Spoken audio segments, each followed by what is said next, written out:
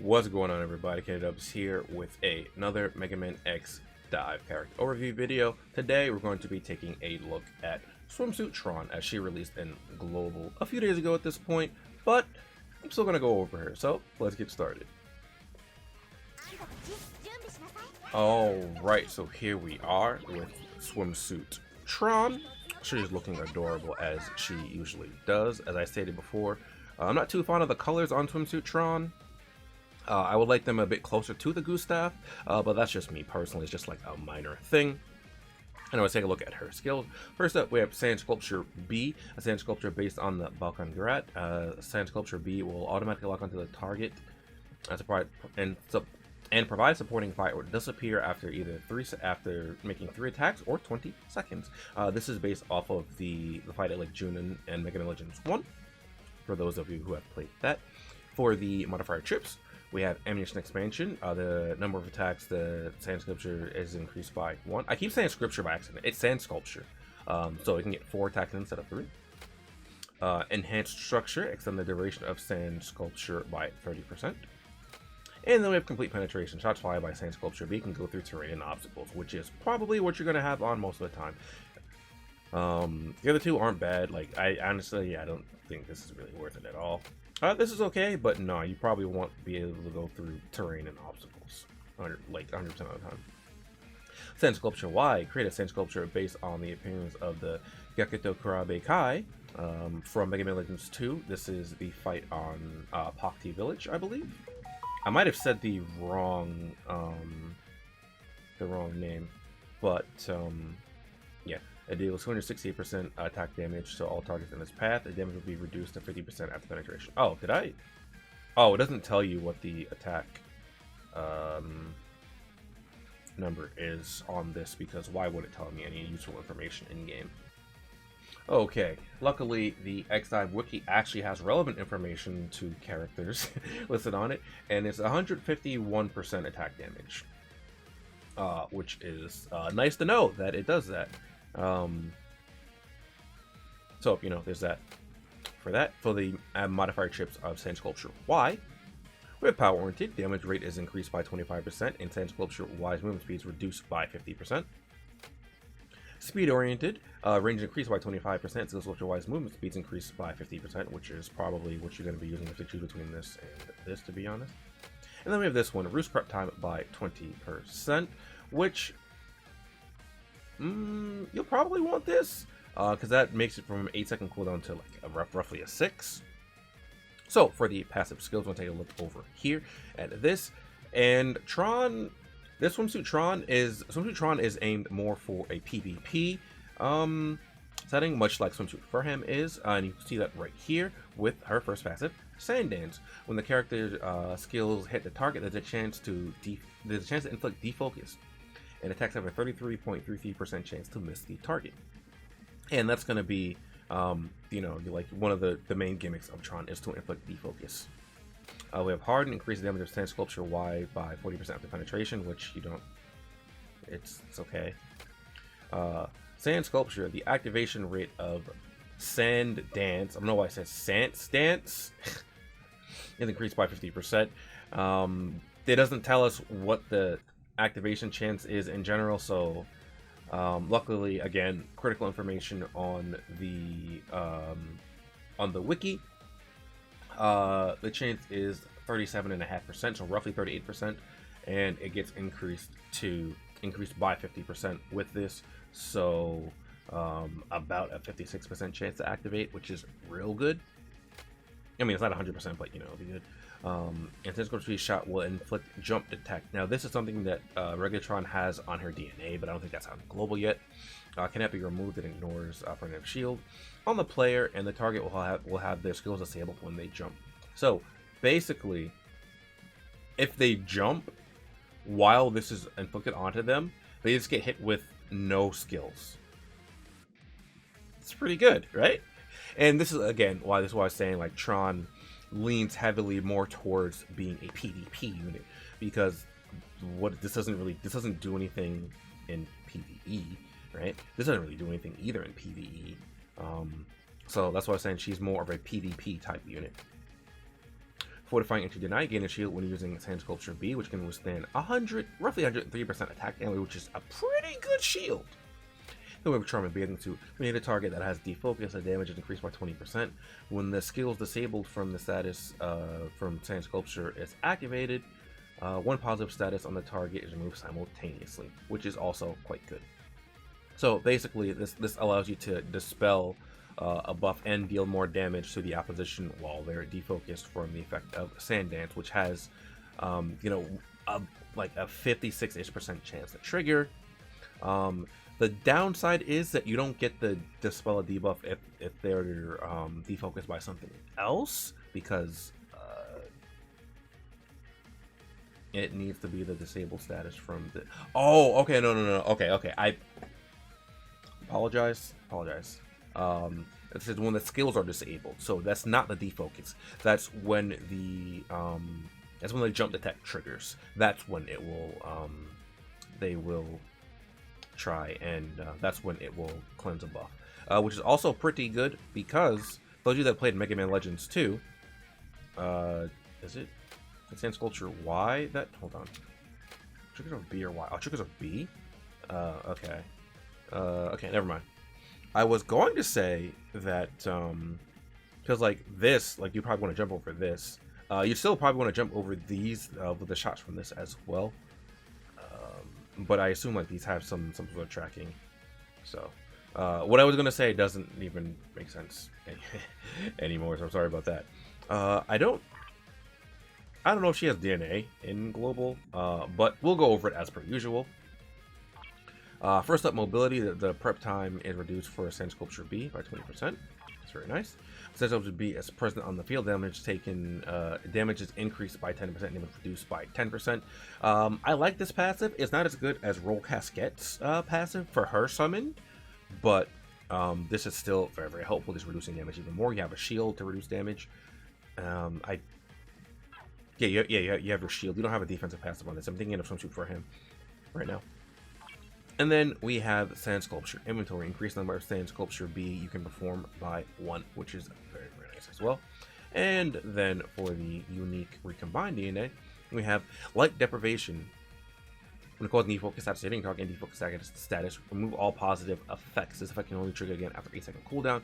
So this allows you to just even further dispel the buffs of the opposition should you choose to put this on, which I think you probably will want this. Not necessarily because you want to have this on your Swimsuit Tron, but maybe you want this on a different unit, like say Roll EXE as an example. But yeah, that is her unique DNA passive, and I don't think anything else has something similar to that just yet either. So that is it for the basics of Tron's kit. So now let's take a look at some weapons that might pair well with her. Alright, so just like with Swimsuit Furham, she doesn't inherently have any damage amp or damage mitigation based off of having some things equipped. However, within her random DNA, she does have a launcher, I believe it's launcher amplification, so Cannon God is a fantastic choice for that. It can go through terrain, so you can, just hit basically whenever. Okay, so another weapon you might want to try on Swimsuit Tron is actually the Absolute Freeze. This one's a bit interesting because you can inflict the chilled status with the Absolute Freeze. So obviously that'll make the getting away from you quite difficult, but also allow you to hit your skills a little bit easier. I think Cannon God is definitely the better option between things, but this could be something interesting as well as the Absolute Freeze with the chill combined with the jump attack and the no skill. It might be pretty. You might have a pretty good time with this, or at least toying around with it. Aside from that, I like the bubble bomber. It's not that great for PvP, but you can have some sustain with this because of this Tron shield, so you can make use of that. And with the no skill, that means your opposition will have to rely on their weapons. But again, I don't think this is that great of an option. This is just something that you can use. Turbo Cannon, fantastic cannon to use. not really much else to say about that. It gives you iframes, so you can alternate between using your shield and your iframes. So I usually don't like including weapons that aren't on global yet, but I wanted to include the guided laser because this weapon inherently just, it is a sprayer type weapon, but this weapon actually has a chance to just inflict defocus. And defocus is a pretty big part of Tron's kit, so as long as you can inflict a defocus, you will probably be rather annoying to deal with.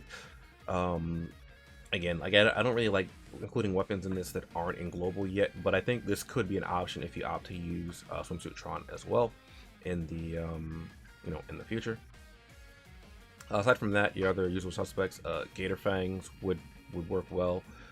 Gator Fangs, Nightmare, Berserker Greatsword, and I don't think there's anything else that actually inflicts defocus.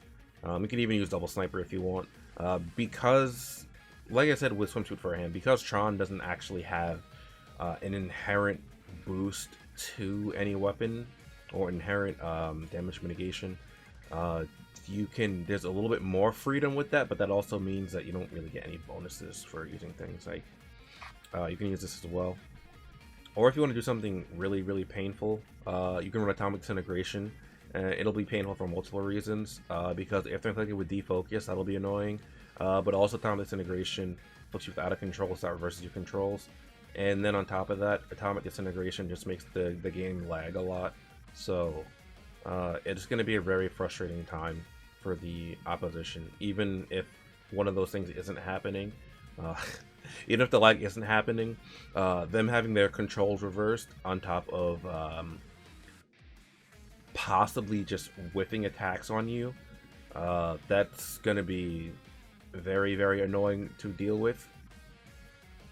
Something else I think it might be kind of interesting, maybe the Electric Spray Current, because Electric Spray Current has a chance to, oh wait, I think it's with its hidden skill in particular.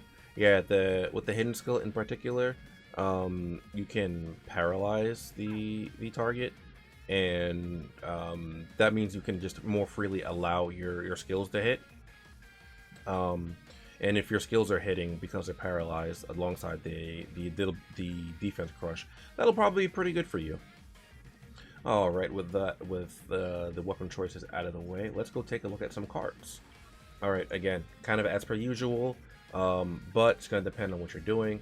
The usual suspects for player killer are going to be included kind of as per usual. So your M. Bison, your Akuma. Well, Akuma isn't player killer, but it works well with player killer. Your Life Aura, your Max. I don't even know where my Akuma card is right now. Akuma's right here. Yeah, there's that. Just, those kind of things. But I also wanted to touch on something else here as well. I think... okay, no. This isn't for what I thought it was, but if you're going to opt to use Atomic Disintegration, you can combo it with this card here. This card is not out yet in Global, but it should be out in this October with the Halloween event. You also get Player Sentinel on top of this as well, so you get a little bit more damage mitigation on top of your shield and your inherent mitigation from your DNA. Okay, it was on the Sakura card, what I was looking for. The defocus special attack 2. You hit a target defocus status, you deal more damage. So you're gonna want some level of this in there, I think, if you want to amp your damage a little bit. This is kind of like a generic thing that you could put on Tron just because she inherently inflicts defocus. So regardless of what weapon you're using, this will be helpful.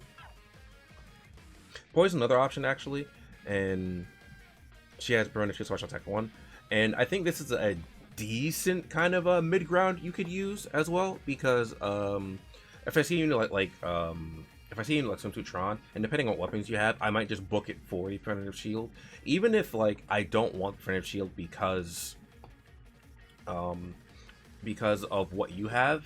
I might want it because of what I have, right? Because if I, my chips are like my bit chip, my Chill Penguin, whatever I have, I just might not want you to have it, so I grab it.